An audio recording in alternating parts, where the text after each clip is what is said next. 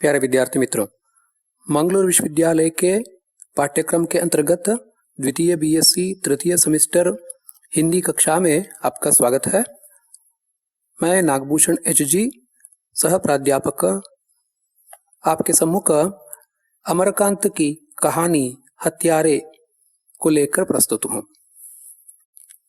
आइए सर्वप्रथम हम लेखक अमरकांत का परिचय प्राप्त कर लेंगे। अमरकांत जी का जन्म उत्तर प्रदेश के बलिया जिले के नगरा कस्बे के पास स्थित भगमल नामक गांव में 1 जुलाई 1925 ईस्वी को हुआ था। आपने इलाहाबाद विश्वविद्यालय से बीए की पदवी प्राप्त की थी। इसके बाद उन्होंने साहित्यिक सृजन का मार्ग चुना। बलिया में पढ़ते समय आपका संपर्क स्वतंत्रता आंदोलन के सेनानियों से हुआ। सन 1942 में स्वतंत्रता आंदोलन से जुड़ गए। शुरुआती दिनों में आप तरतम में गजलें और लोकगीत भी गाते थे। आपके साहित्य जीवन का आरंभ एक पत्रकार के रूप में हुआ। आपने कई पत्र पत्रिकाओं का संपादन किया। कहानीकार के रूप में आपकी ख्याति सन 1955 में डिप्टी कलेक्टरी कहानी से हुई। आपके स्वभाव के संबंध में रविंद्र कालिया लिखते हैं, वे अत्यंत संकोची व्यक्ति हैं, अपना हक मांगने में भी संकोच कर जाते हैं। उनकी प्रारंभिक पुस्तकें उनके दोस्तों ने ही प्रकाशित की थी। अमरकांत जी की प्रकाशित कृतियां इस प्रकार हैं: सूखा पत्ता, काले उजले दिन, कटीली राह के फूल, ग्राम सेविका, सुखजीवी, बीच की दीवार, सुन्नर पांडे की पतोहू, आकाश पक्षी, इन्हीं हथियारों से उपन्यास है।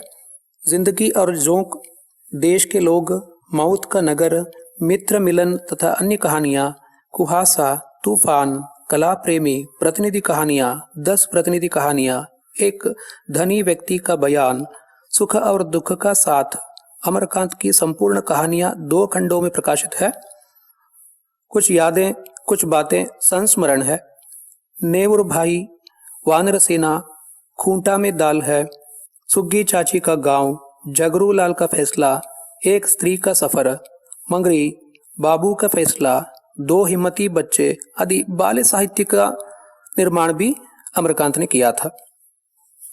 अमरकांत जी को कई पुरस्कार व सम्मान भी प्राप्त हुए थे।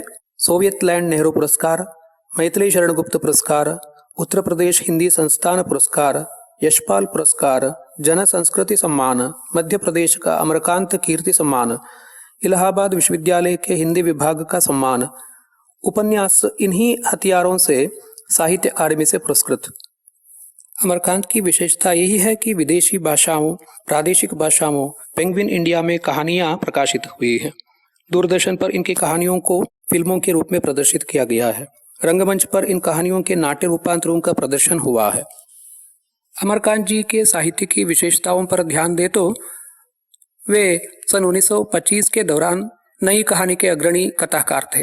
उनका लेखन उनके जीवन संघर्ष का लेखन है। वे प्रेमचंद की कथा परंपरा में विकसित प्रगतिशील चिंतन धारा के कहानीकार हैं।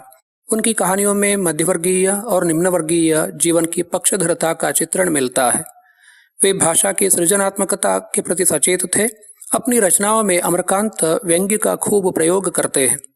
उनकी कहानियों में उपमा के भी अनूठे प्रयोग मिलते हैं, जैसे वह लंगर की तरह कूद पड़ता, बहस में वह इस तरह भाग लेने लगा जैसे भादों की अंधेरी रात में कुत्ते भौंकते हैं, उसने कौवे की भांति सिर घुमाकर शंका से दोनों ओर देखा, आकाश एक स्वच्छ नीले तंबू की तरह तना था, लक्ष्मी का मुंह हमेशा एक कुल्हड़ की तरह फूला रहता है, दिलीप का प्यार फागुन के अंधड़ की तरह बह रहा था, आदि आदि।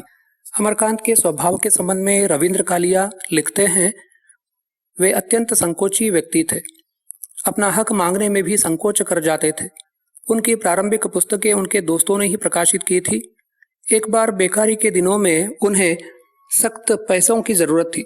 पत्नी मरणासन्न पड़ी थी। ऐसी विषम परिस्थिति में प्रकाशक से ही सहायता की अपेक्षा की जा सकती थी। बच्चे छोटे थे।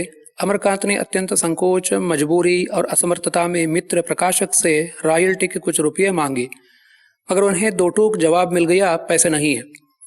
अमरकांत जी ने सब्र कर लिया और एक बेसहारा मनुष्य जितनी मुसीबतें झेल सकता था चुपचाप झेल ली। सन 1954 में अमरकांत को हृदय रोग हो गया था। तब से वह एक जबरदस्त अनुशासन में जीने लगे। अपनी लड़खड़ाती हुई जिंदगी में अनियमितता नहीं आने दी।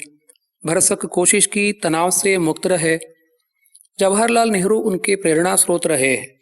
वे मानते थे कि नेहरू जी कई अर्थों में गांधी जी के पूरक थे, अतः अमरकांत नेहरू के समर्थक थे।